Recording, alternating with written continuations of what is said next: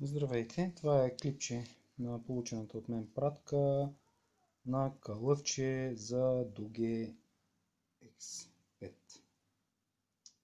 Вижте как идва, стилно опаковано в пластмасова кутийка. Вътре самото калъвче.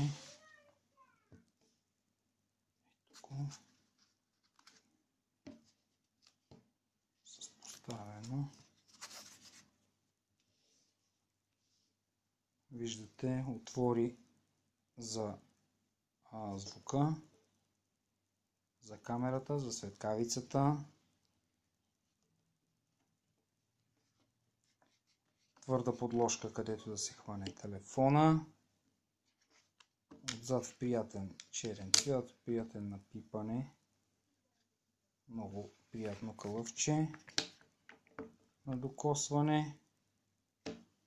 В комплектовката, освен калъвчето, влиза и едно закалено стъкло. Сега ще го извадя, че така. Ето го, стъкълцето. Виждате, темперирано стъкло. Твърдо. Напипане, много удобно. И предполагам, ще стои добре на телефона. Така. Ето го и моето бюджетно дугълче. Поставя се изключително лесно. Така. Имаме отвори. Светна, затваряме. Имаме отворчето тук. Ето, добро съвпадение за камерата и светкавицата.